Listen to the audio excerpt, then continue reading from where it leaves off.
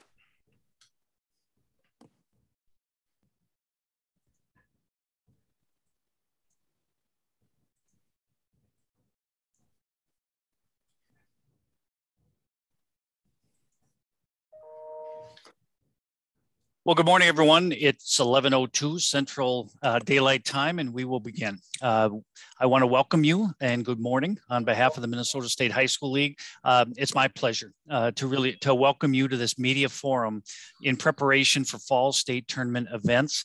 I know many of you, but for those that don't, my name is Tim Layton, and I will serve as your host for this forum with the assistance of fellow staff members Laura Mockentune and Ellen Rakuski.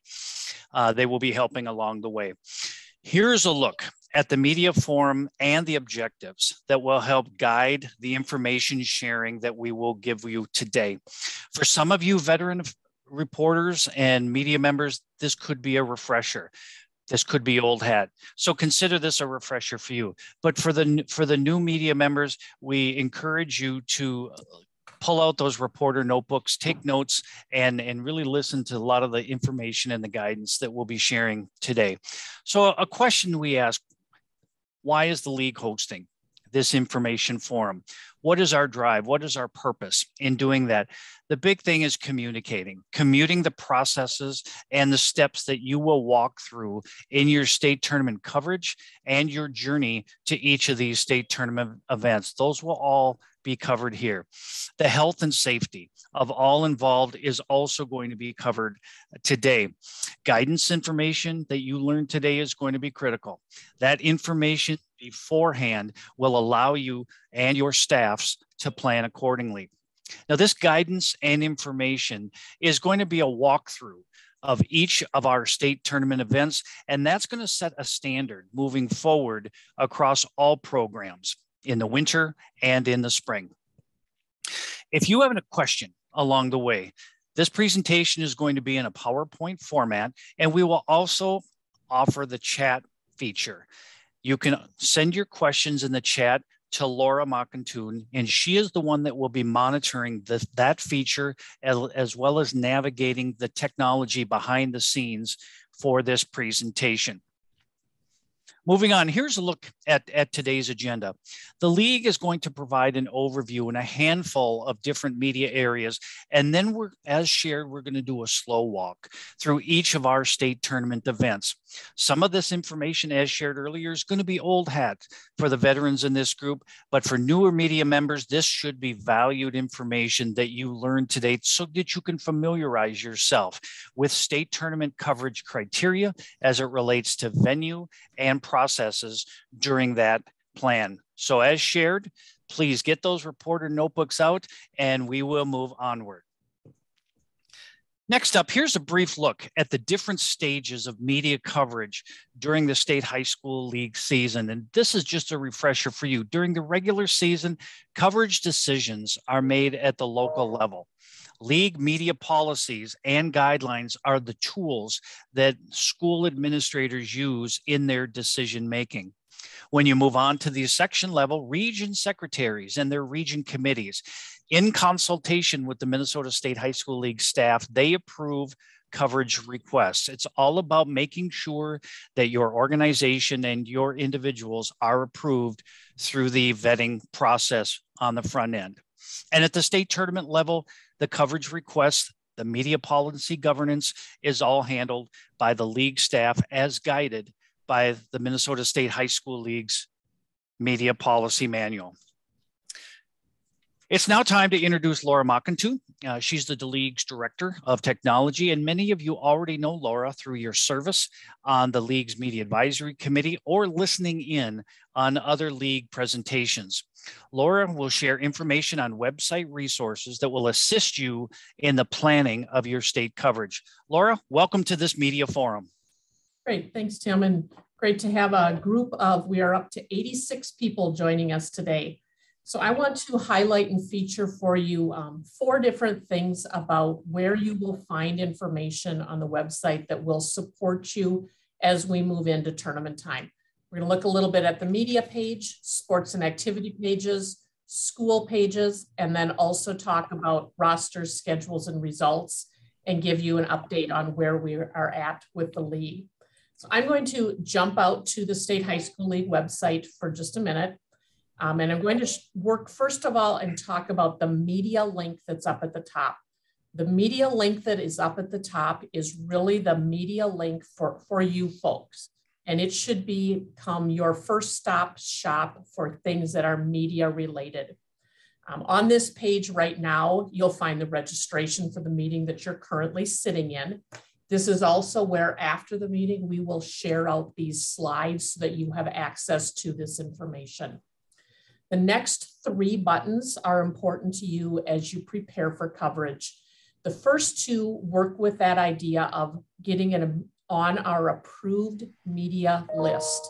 This is the list that our schools and region secretaries use for guidance as they move through their regular season and section tournaments. It also provides a communication link for us of who the media folks are that want to hear from us and want information from us. So please, if you have not already, use this first link to get on the approved list. And then the second link gives you a list of that approved list. The third spot we're going to move back to in just a bit, but the third button and link here is the important link to find for state tournament credentialing information for the upcoming 7 state tournaments. So again, we'll come back to this in a bit, but this is a good spot also to look at and realize this is going to change throughout the year. Right now it says fall, but it will change to winter and spring. The bottom of this page has a number of resources for your group. To an extent, this is a bit of an eclectic list, but these are things that we hear media saying, we need this or we want this list. There's a list down here that we're going to talk about in a little bit too called roster generators. This has 3 or 4 different ways that you can create a printable roster using some different templates and formats, but many of you have said that helps you as you cover events. There's also kind of a random list down here that is section tournaments by region secretary assignments. So if you're trying to figure out who's running the tournament for 3, 2A, volleyball, this will help you with that. It's also where you can find the MSHSL Minute, which is an audio recording that you can use. It has our Board of Directors archive. It has the media policy manual that Tim often refers to as we move through this. You can see that whole copy here. If there are other resources that we can add to this page to support you and what you do, please ask. Often we don't know what is helpful to you, but these are some things that might be helpful to media. So again, I found all of these under this media tab, and people on this call and people in your profession are the ones who will use this. I don't know that anybody else in Minnesota really cares what's here, but we really hope that media find this helpful. The second thing to call your attention to is the sports and activities pages. The sports and activities pages are really your spot to go to find everything about an activity. So for example, if I go to this volleyball sports and activity page, there's a number of pieces of information about this, and Ellen's going to walk through some of these later. These gold buttons provide state tournament information. They look different per activity. State tournament, this is really a pretty simple call out that just has the information. Here's where you can find links to section tournaments for girls volleyball. Here are just some general information about girls volleyball, news stories that league staff has published that have something to do with volleyball. And then you'll find, just like you did on the on the media page, some resources that support volleyball. So as you prepare for any individual tournament, I would suggest and recommend that you work through that activity page, kind of to learn as much as you can about the activity. The second place to check is under the schools page. And I got to this by using the schools tab up at the top. This provides for me a list of our 500+ member schools, where I can search by either name or city. Each school page provides me with information about that school. Schools maintain this. What's their school color? What's their state high school league enrollment? What's their address, their phone number? Schools have the opportunity also to add their website or their social media links in this spot. Down at the bottom, you'll also find the AD assistant, and other administrators within that school, their conference affiliations, and then again, any news stories that our league staff has written about that school. So as you're preparing to cover a school, this is a great place to come and find information about them. Schools on this page have a compiled list of their activities. So you'll see football, volleyball, all kinds of sports, what I would say mixed together on this. Schools have the opportunity and are being encouraged to add results for those also. So on the school page, you're really seeing a compilation of everything about that school. If I move to a specific activity about that school, so here I've moved to the Kimball volleyball page. It tells me the competitive section they play in. So Kimball girls volleyball is a 5-2-way team. This information, again, is a repeat from the school page, everything we know about them. We now move into just volleyball scores from Kimball. If you remember on the team page, or on the school page, it was compiled all of them. These are just their volleyball results. Here's that volleyball schedule for Kimball, and then finally their roster for Kimball volleyball. This is a nice viewable roster. If you have the need to print a roster that you want to have with you on site for coverage, I would suggest either using the tournament programs, which Ellen will talk a little bit about, or that roster generator for that. Again, this is meant to be pretty and nice looking on a website, not necessarily to be printable on that. Moving back, just a last note here, rosters, schedules, and results. We are incredibly excited that our schools now have an opportunity to get all of those back up on the website. We have heard from a number of people that not having those was a huge challenge, to be perfectly honest. Schools, their schedules should be there for all of their sports. That is kind of just an automatic sync for them that has not required any additional work for them. Schedule, rosters, and results, our schools have been working through how best to get those up there. Schools have a number of options on if the AD is doing it, if the coach is doing it, and it is new for them, and they're working through those processes. So if you have a school in your area that is not having those results or rosters up, we will work with them. We just need to know who they are, and we need to help them out to get them that next step. So again, if a school doesn't have it, it's just a matter of time until we get them there. And again, some of our ADs and coaches are incredibly busy, so getting them there is incredibly important. And again, remember that roster generator on the media page is a great place to go if you want a printable copy of that. So again, just highlights for you: media page, the sports and activity pages, and then the school pages are really great places to begin your learning about an event and the schools that you're covering as you move toward coverage.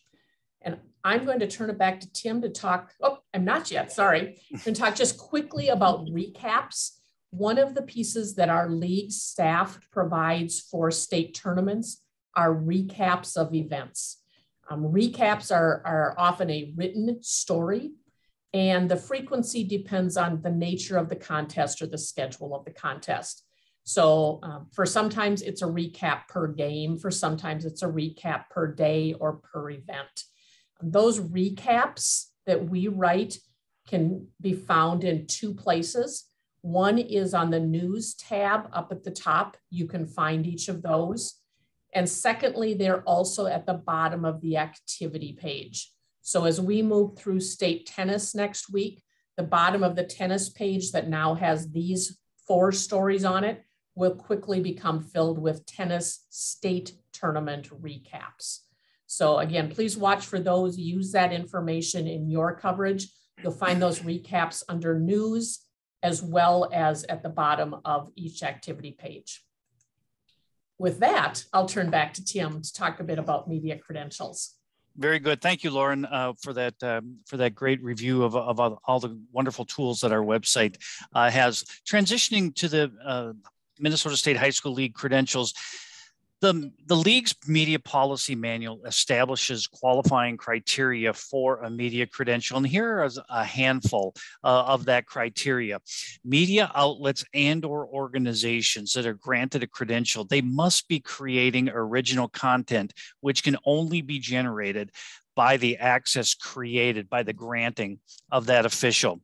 Independent media members without an approved affiliations are not approved for credentialing.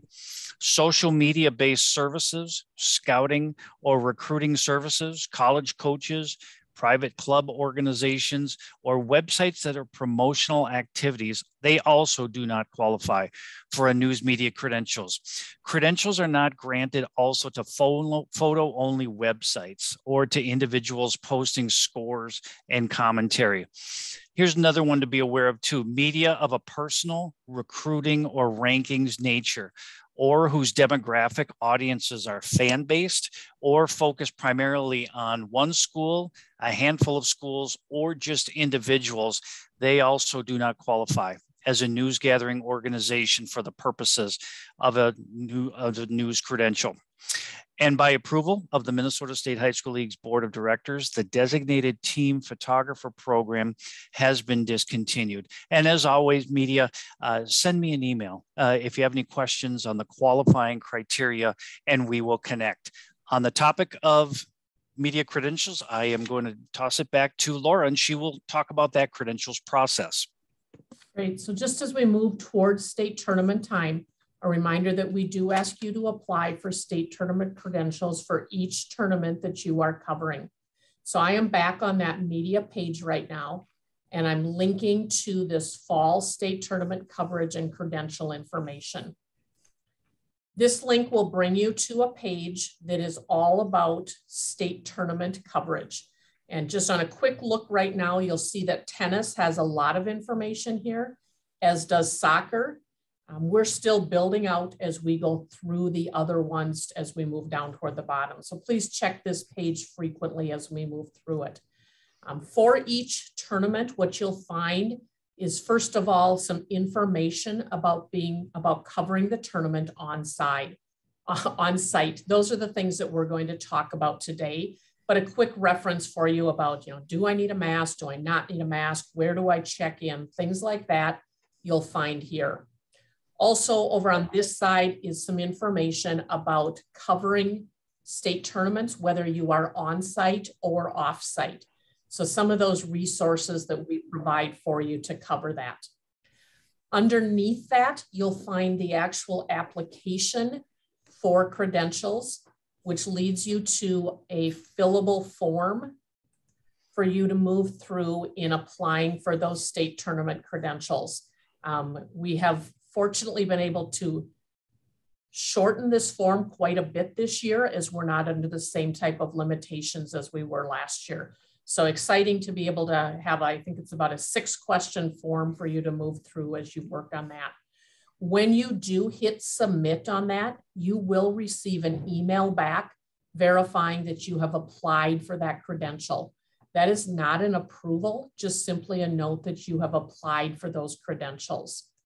Those credentials generally open on the last day of section play and generally close about a day and a half before the first state tournament contest. So the windows are short, but in reality, you often don't know that you're covering that team until sections, and we need some prep time on our end, as do you, to get ready to cover that state tournament. So please keep a close eye on these dates as you move through. Once that October 24th at noon hits, then we work through that list of people who have applied for credentials. And about a day and a half later, we will have those posted on this link. That is then your approved approval for coverage at the state tournament. You can expect an email back from Tim, as well as being placed on this list for each one that you are approved for.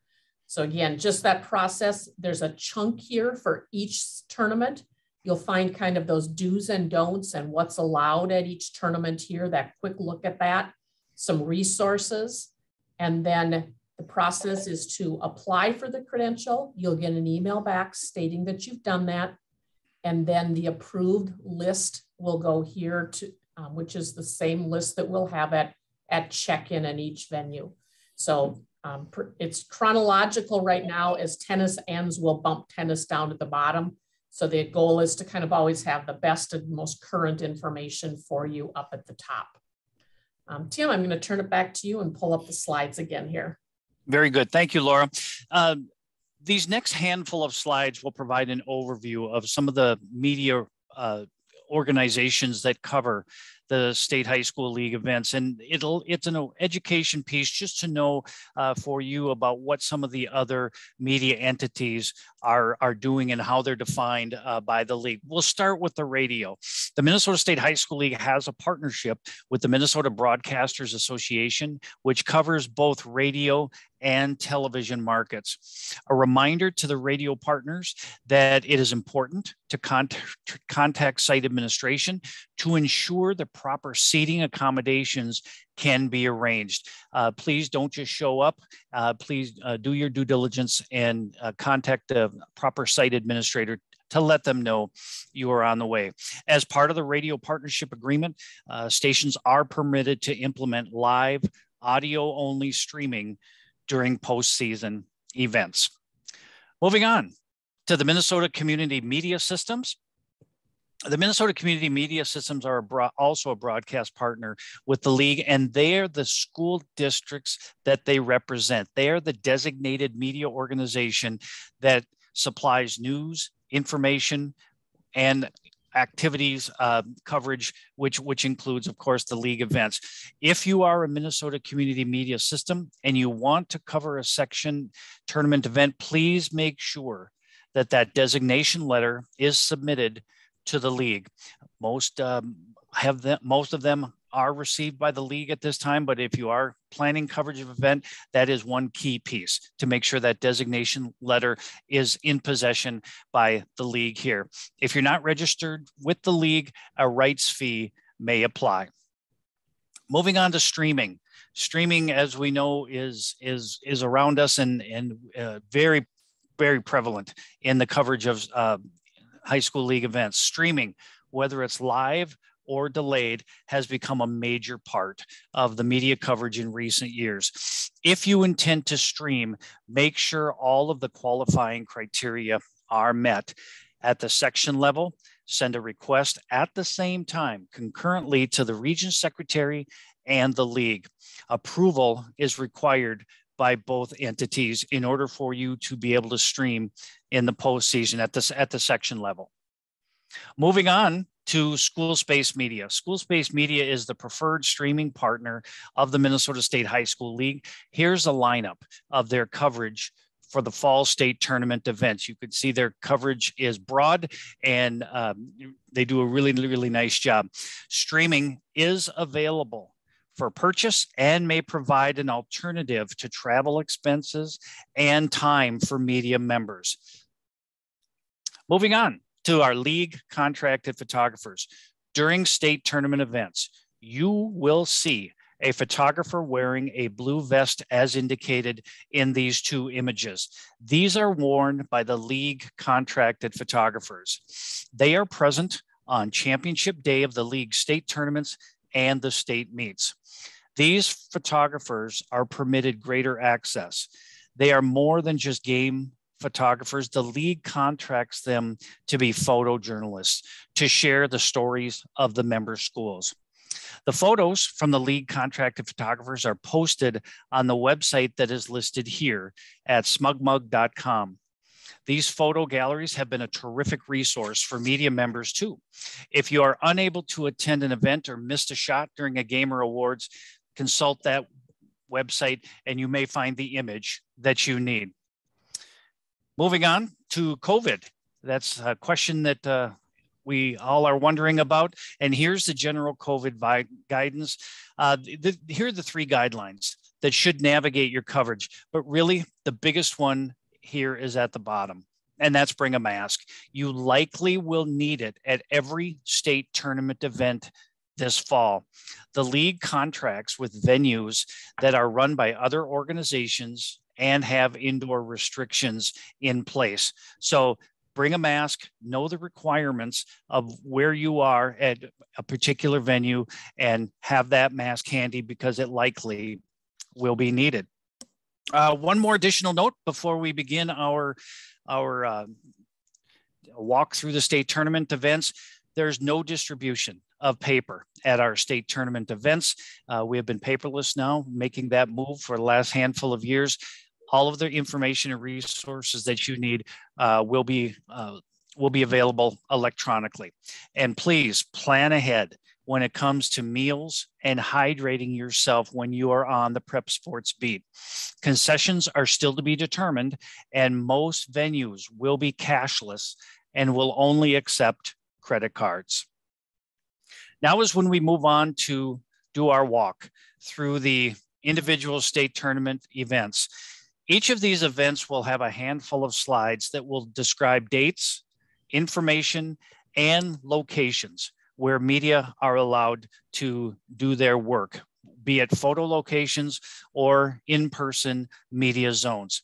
We lead off with girls tennis. You can see the dates there. It begins next week. We are already receiving media credential applications for these events. They are at two sites, the Baseline Tennis Center at the University of Minnesota campus and at Reed Sweat, which is in South Minneapolis. These are traditional venues for our tennis events. It's now time for me to introduce Ellen to you, and she will share some information on media resources. And Ellen will be a popular person throughout this as she will provide information on each of the state tournament events. Ellen, welcome to the presentation. Thank you. Good morning, everyone. Looking at our activity pages for each event, you're going to see some very consistent buttons at the top of each page. You will see a link to the schools that participate in each activity. There will also be a link to records, and those include regular season, state tournament, every kind of record you can imagine. We do have them complete for fall and winter activities. We're still working on updating spring. And as usual, I will give my little asterisk comment. Records are only as good as we receive them. You're going to see different records on different sites. We only post the ones that we can verify or that have been verified through other very reliable organizations. State Tournament Archives has replaced our yearbook, basically. Those of you who have been with us for a while can probably remember the 350-page yearbooks that we used to send out. That has now been replaced with our Tournament Archive button. If you click on that button, you will see results from last year's tournament. Most of them also include photos of team champions and individual champions. But if you're looking for the real meat of the page, if you want to know the last time Becker won in the state football tournament, please scroll to the very bottom of that tournament archive page, because that is where you will find all of those historical documents, everything from participating to championship matches to the attendance. All of that information is at the bottom of each of those tournament archive pages. And then going back, you will see a different set of gold buttons for each tournament. Tournament schedule, ticketing, apparel. Some will include links for streaming as we get closer. Tennis is unique because brackets are provided by Tennis Reporting, and they may be different from some of the brackets that you're seeing right now at our section tournament level. But those gold buttons are also key in helping you find a lot of the information that you will need. And with that, I will toss it back to Tim. All right. Thank you, Ellen. Appreciate that great information. Moving on to some of the on-site coverage information as it relates to girls tennis. We've shared earlier about the Credential windows.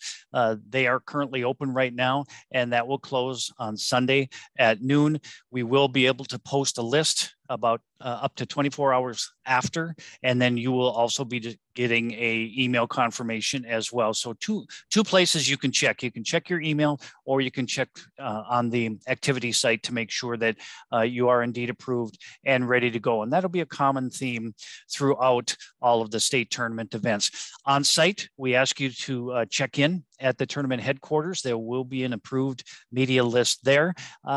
A photo ID is required at each of our state tournament events, so please remember that.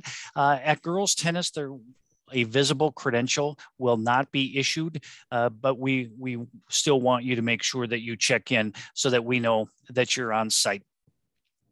Masking is required at the University of Minnesota, and it is not required at Reed Sweat. It's not required in the tennis bubble, but it is, if you're familiar with this venue, it is required in the administrative areas, and the restrooms happen to be located in that administrative area. So again, have that mask handy and be ready to go. All right. Moving on, here are your photo locations. We are happy to be able to provide photo locations for each of our state tournament events. As you can see in the far corners of each of these events, these have been deemed to not impede player safety, and they're far enough away to make sure that we can be safe and follow protocols. So in any of these corners, you should be safe of a tournament. If you have any questions, further questions or clarifications on photo locations, please consult a league staff member who is on site at each of these events. We are offering in-person post-match interviews at the events, and the Class AA at the Baseline Tennis Center on the University of Minnesota campus. There will be an area set up in the tournament headquarters that will provide safe distancing for those interviews. And in Class A, it will be behind the tournament headquarters desk in that main area off to the side in the bubble. If it's a nice day out, interviews outside of the facilities, they are also permitted, but please, we ask you to implement proper distancing when it comes to that. If you're unsure of procedures or the designated zones for photography and interviews, please, again, reiterate, please consult league staff or on-site tournament management, and we will certainly help you out. Switching gears to soccer, we have added a third class, or the Minnesota State High School League's Board of Directors have approved a third class, and that begins this year. Here are the 6 quarterfinal sites that will be hosts for the soccer quarterfinal events, and those are next Tuesday, Wednesday, and Thursday. Moving on for your media resources for soccer, we will yield the floor back to Ellen. Again, you will see those same buttons at the top of your page. However, for soccer, we will be posting game summaries at the end of each game, and those will be shown on, as you can see, one of those gold buttons. If you click on that button, it's going to jump out to another page that will be labeled with the results for each of the 3 classes for both the boys and girls tournaments.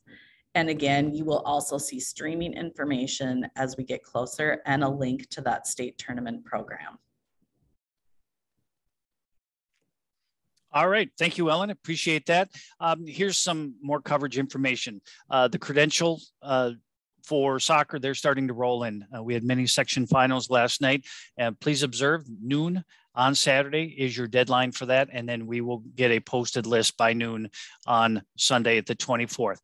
The entrance is at the gate, the main venue of each of those high schools that you just shared. I met with the tournament managers earlier this morning, and they have been shared this information as well. As is consistent, make sure you have that photo ID with you. At the quarterfinals level, there will not be a visible credential. Site administration may have their own individual visible credential that they may implement, but right now a visible credential will not be required, but you do need to make some kind of contact with the site administrator. That contact is important because we need to consult the site administration for access zones for not only photography, but also press box access as well. When it comes to the masking, again, be prepared because that can vary from school district to school district. Now we shift gears to the semifinals and championship games at US Bank Stadium. We are filled with all sorts of games and all sorts of actions there. Here is where you will check in. On the next slide, please. You will check in at the Legacy Gate of US Bank Stadium. A photo ID is required, and you will receive a visible credential. Guest services with US Bank Stadium, they will be in charge of signing you in. If there are any issues or concerns at that pass gate, I will be on call for them, and we will be able to help you out. But please make sure that you're on that list and that you have your photo ID and those kinds of things. After you are permitted in that concourse, you must choose a destination. If you are a reporter and your home base is going to be the press box for the duration of the state tournament, that's where we need you to go. If you're a photographer, we need you to go to the field level. You have to choose one location. We're trying to eliminate travel back and forth. That's a guideline of the US Bank Stadium as well as the leagues. Inside US Bank Stadium, masking will be required. If you do choose the press box as your point of emphasis, you will have access to the post-game news conference center. Moving on to the designated photo zones here that you see in front of you. The red star is a familiar spot for many of you who have covered state tournament events at the US Bank Stadium. This is where you will pick up your khaki colored media vest. This is where you must have that in place. There will be a field media steward there to greet you and to also sign that out. When you wear that vest, you will have access to the games. Both teams and tournament administration are on the Viking side of the field. The north side of the field, that is open for media photography. The arrows on the end lines, those take you down to the 18-yard box. So from there to the sideline, that is all permitted. There will be signage on the field. You will also be able to receive information from the field media steward as well to be able to help guide you for that. There's no shooting from behind the goals, so please do not do that. I believe that's it for there. We do have a reminder on the photo vests. Please return them, or we may have to implement a charge to media outlets. Please do return those. The post-game interview access, we will be utilizing the Vikings News Conference Center. Players are going to be selected by the coach. Physical distancing is required, and the interview sessions have to take place somewhere in that room. As indicated, no interviews are permitted outside of that news conference area during the event. That wraps up soccer. It's now time to turn our attention to cross country. The cross country event is held at St. Olaf College in Northfield. There's also an additional class to this. So Saturday, November 6th is going to be a full day of running with 6 races. So be sure you consult the league's website for times of the particular runners that you are covering. And with this, we go back to Ellen and she'll share information as it relates to cross country. Cross country, again, you'll see the same 3 buttons. You will see results posted at the end of each race. We will get those up there for you as soon as possible. And again, you'll probably see a results link there on one of those gold buttons. And I'm going to take a minute just to talk about state tournament programs. And cross country is a great place to do this, actually, because when you check the program, you're going to have a course map that includes seating areas. You're going to have the bib numbers for all of your racers. So if you're looking for a particular kid from your school, you can look for that bib number when you're out on the course. They also include team photos, rosters for football, anything you want to know about a tournament, including, again, things like course maps, which will be really helpful for you. We encourage you to check out the state tournament program, maybe print out a map if you need to, print out a roster of your team so you know who you're looking for. But those programs, again, are just going to be a great resource for you. And with that, we'll turn it back to Tim. All right, thank you. Well, let's take a look at the on-site coverage as it relates to cross country. The credentials window is going to open on October 30th, and November 4th is that deadline. The entry point for the media members is the Skoglund Center. That's a familiar venue, familiar entry point for media who have covered this event for many years. Room 112, that is a combo of the check-in area. It's also the work area.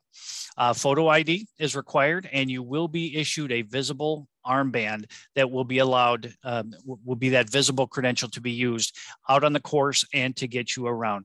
Masks are required inside buildings at St. Olaf College. Moving on to the distancing that's expected during the event. You have the ability to move around, but physical distancing is expected during this event. Approved photographers are allowed in the finishing shoot, but please use that physical distancing and make sure you implement that there. The post-race interviews will follow a familiar formula that's been implemented in the past years.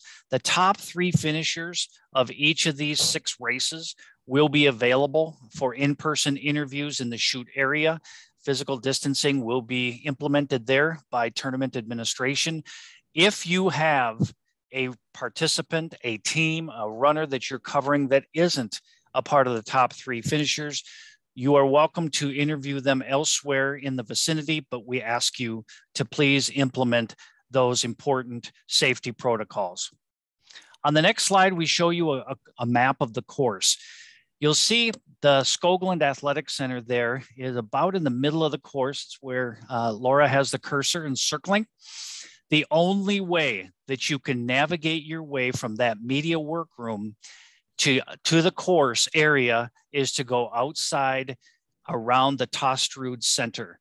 There is no access inside to go downstairs and then across the field house of that Tostrud Center. The only way you'll be able to access and find your way to that start and finish area is by leaving the premises and then walking around that Tostrud Center to get there. So keep that in mind when you are on site and when you are doing your planning. It's now time to move indoors again, back to volleyball, the Volleyball State Tournament. It also has a fourth class this year, so it's expanded, and it's now, as you'll see here by the tournament dates, there's a fourth day. So from Wednesday, November the 10th through Saturday, November the 13th, there's going to be plenty of terrific volleyball action at the XL Energy Center in downtown St. Paul. Now to find out more information about some resources for volleyball, we go back to Ellen. Again, you will see a link to the state tournament brackets. We will post results there at the end of each match. And again, there will also be a separate page where we will post the stat packets and the game summaries. Again, it will just lead you out to another page where you can click on your individual game separated by class. All right, thank you. And then that brings us back now to some on-site information as it relates to volleyball. You see the credentials windows there, so you'll know when the information, when you have that ability to apply for credentials for you or others in your organization. On-site, your check-in place is the will call window of the Kellogg Boulevard entrance. That's a familiar spot for those of you who have covered events at XL Energy Center in the past. Photo ID is certainly required again. The visible credential for volleyball will be an armband, and there are media location changes that we need you to be aware of. If you are covering Court 1, and we will get to this in a map in a moment, if you are a media member, a radio or reporter that does not need photo access, for Court 1, the seating area is section 109. If you are covering member schools playing a match on Court 2, that's section 124. You will have access to each, if you're in those zones in either 109 or 124, you will have access to the news conference center. The photographers who are covering the event, press row is typically located a string of tables along Court 1 and on Court 2. That also includes meet management, our scorekeepers, and our league staff. There will be designated placards along those tables that will indicate photo shooting spots that are safely distanced. That's where photographers can be during the Volleyball State Tournament. There's no standing in any of the corners on the arena floor. Photographers need to be, their access points are at these tables right there. All right, moving on to the News Conference Center for volleyball. The News Conference Center, which has been a staple there as well at XL Energy Center during the hockey tournaments, and then for the volleyball, that will be implemented again. We will have a media steward who is dedicated directly to that news conference center, and they will be escorting players and coaches to that area for you. Players, again, will be selected by the coach to be able to go to that interview area, and the physical distancing will be implemented. That room will be set up. And as we've shared elsewhere, interviews will not be permitted anywhere in the stadium during that event. Well, let's switch gears and we'll go to the other side of town in Minneapolis and go to the Gene K. Freeman Aquatic Center, which is on the University of Minnesota campus. For here, We are going to, it's a 3-day event with the diving prelims on November the 18th, followed by the prelims on Friday, and then Saturday the 20th is championship day there. Our next slide, we go back to our friend Ellen, and she's going to share some media resources for you. Swimming is just a little bit trickier. Ahead of time, we will post the heat sheets, which include what lane they're swimming in, fastest qualifying time, all that information.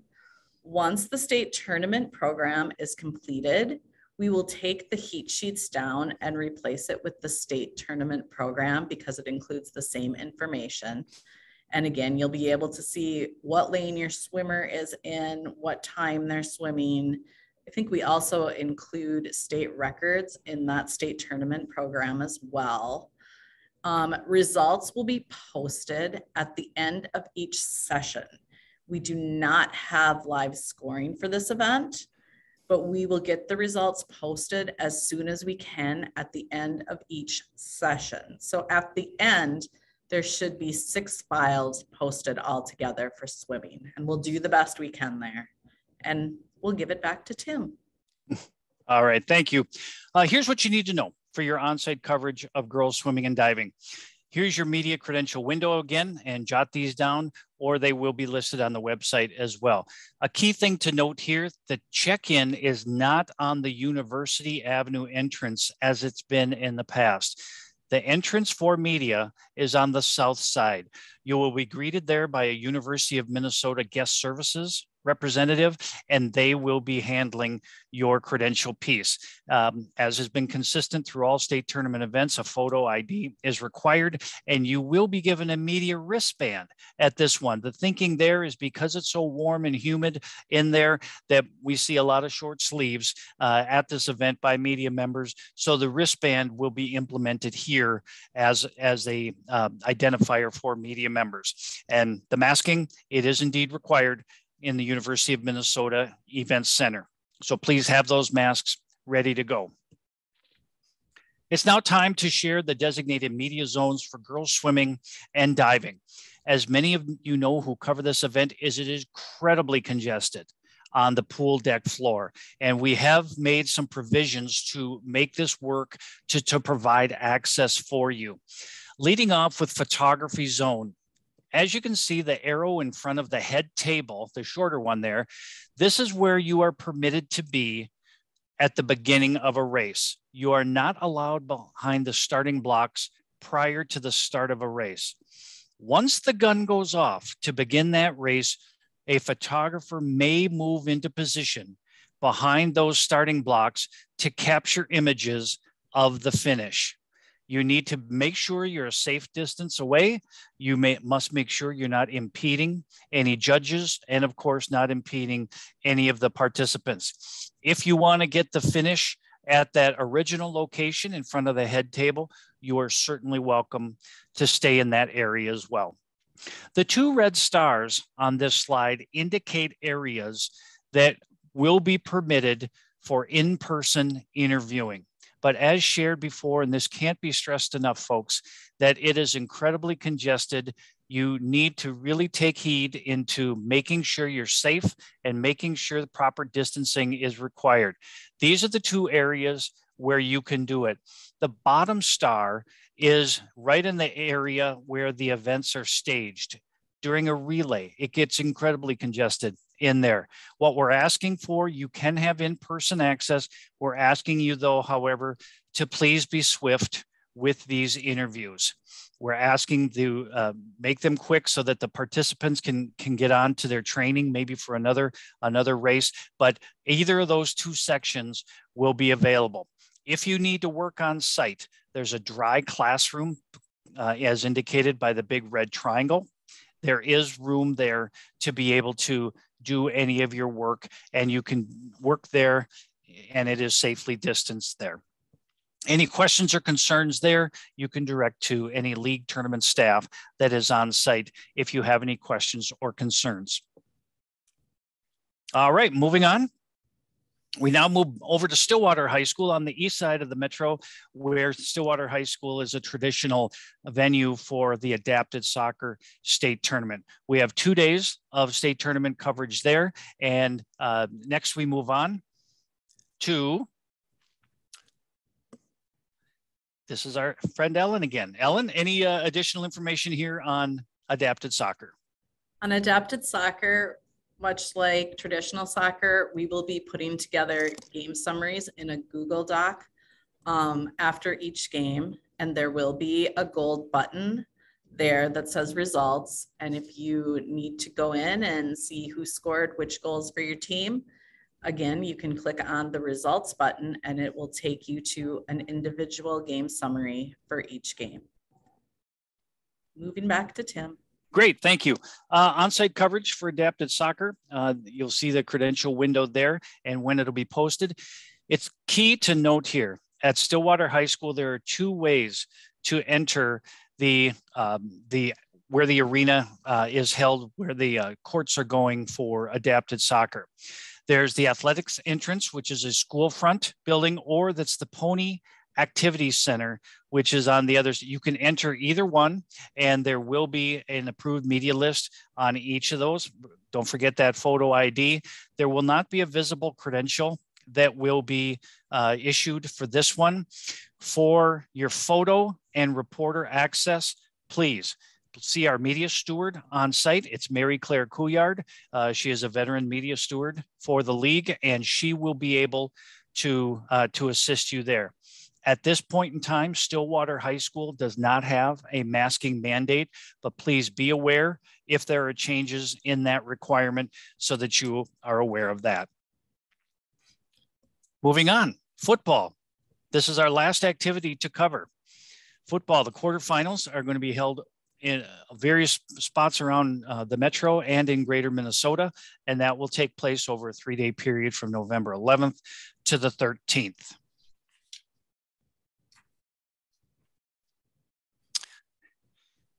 And for the final time, we back to Ellen. Thank you. For football, we will have quarterfinal summaries that will be posted to the website under a results button. And each school will be responsible for filling that out and sending it back to us. And then we will post it under a results button.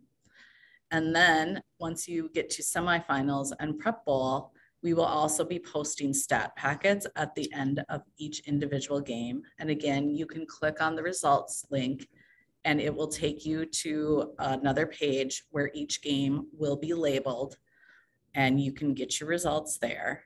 And I'm actually going to take just another minute to circle back to programs because football is going to be huge, as we all know. And you can find all of the rosters, all of the season results and everything there. And I'm also going to add that once each tournament is complete, our graphic designer also puts together a very nice post-tournament program that we will actually replace the original program with on our programs page. And that will include photos of the winners, great action shots that our photographers take. And those will be posted at the end of each tournament. And we usually push out on Twitter when those are available. So with that, I will hand it back to Tim. All right, great, thank you. So on-site coverage for the football quarterfinals, you see there your credential windows. On-site, it's crucial. It's crucial for you to consult a site administrator beforehand, before the game to know the access zones for you. The main entrance of that venue will be a similar formula where there will be an approved list. Your photo ID is required. At the quarterfinal level, there will not be a credential that's required. However, local control may implement one on their own. We will be talking with football quarterfinal hosts on that piece. The masking requirement, again, have it in your back pocket, have it in your jacket pocket, and be ready to use it because it could vary per the site requirements.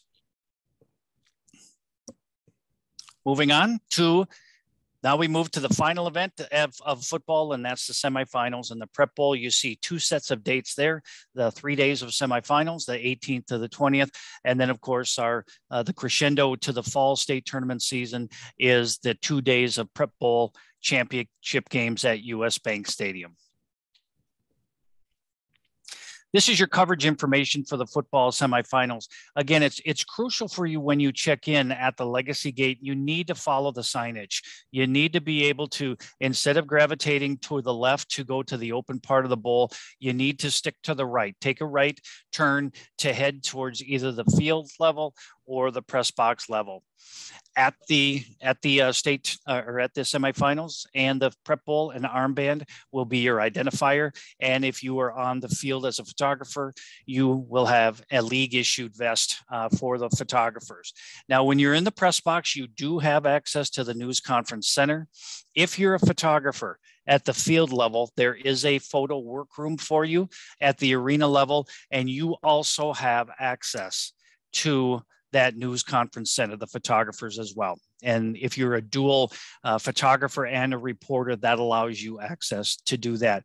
For our radio partners, just a heads up that radio booths will not be available for use during the semifinals and the prep bowl. As you know, or maybe don't know, that press box is so expansive at the US Bank Stadium. We should be able to have all of our radio partners there and still be safely distanced. Masks, again, are required. We covered that during the soccer piece. Moving on, here are your photo zones for the semifinals and the prep bowl. As you'll see, there's that red star again. That's the area where you pick up your media vest. Your designated zones are that's the east end zone there. You can go the entire distance there. There are yellow dashes that surround the stadium. Those you have to stay behind there. Those yellow dashes are very important to stay behind that. That is your guide. So all the way up to, so it's the 25-yard line to that end line, the end of the end zone. Those are your zones during the on each of the quadrants, with the exception of the southwest quadrant. So on each of those quadrants, you can go to the 25. Do not impede the coaches or the team boxes. Do not approach players with that. And then in the southwest quadrant, there's so much congestion there and so much traffic, there will not be any photo access in those two areas right there. So there will be signage on that west end zone that will tell you how far you can come in that end zone. And again, we ask you to please return your media vest after you are completed there. And then finally, the post-game interview access, it follows the similar formula as that of soccer. Players will be selected by the coach. Keep in mind, we will have a designated staff representative who will get those players there. There is a 5-minute cooling off period that's mandated by Minnesota State High School League Board of Directors policy. So we don't get them there right away, but we do get them there in swift fashion. That room will be set up for physical distancing, and just a reminder that interviews won't be permitted elsewhere in the stadium on that event. That brings us to the conclusion of this media forum. The league thanks you for your participation, thanks you for listening, and most of all, thanks you for your coverage of league activities. As shared earlier, please reach out to me with any specific questions as it relates to the coverage of fall state tournament events, and we will see you on the Prep Sports Beat very soon. So long, everyone. Tim, if I can bring back just a few questions that I've been seeing in the chat, have responded to a number of them. One is around section coverage and who media should be talking to about making sure that they're approved to be at a section event. The answer to that is you should be working with your section region secretaries within each section for that approval. If you're working for streaming, you're working in conjunction with that region secretary and Tim Tim, anything else to add to that? Nope, that does a great job of covering all the bases. Okay. Second piece is about 2 questions that keep coming up about US Bank that I think we just need to be clearer about. One is about, can you clarify about the workroom available for photographers? And then also the ability for photographers to move to the conference room. People correct, thinking, and I did share that just now a moment ago, but I'm happy to share that again. The photographers who are at field level, there is a workroom off of the concourse at that lower level to be able to send your images from there, and you will indeed have access to the news conference center as well, because we know that there are dual roles out there, that you're a photographer and a reporter as well. And then the third one, Tim, is can you address a little bit the change in the interview centers as coaches are selecting those, and the change as to why that was made for tournaments this year? Yes, be happy to hear or to share information there. We have received feedback from our coaches. In the past, media have requested players through our media steward. And when those players were requested and they were brought to the media center, they more often than not, they weren't answered. They weren't asked any questions, and as requested by the media. So our coaches of our member schools have asked that they be able to share or to be able to select the players who come. Tim, there are there's quite a few others in here that I think are a little bit more individual follow-ups. So I will make a note of some of those for us to reach out to, just about some special need pieces also. Yep, be happy to do that. People are looking for. So okay, great. With that, we will wrap it up. Thank you for all the questions in chat. I'm going to pull those down and we'll do some follow-up on those with individuals as we move forward. That's right. My thanks to Laura and Ellen for your teamwork and participation in this forum. And again, a thanks to all of the media members for your coverage of State High School League activities. And we will see you very soon on the Prep Sports Beat. So long, everyone.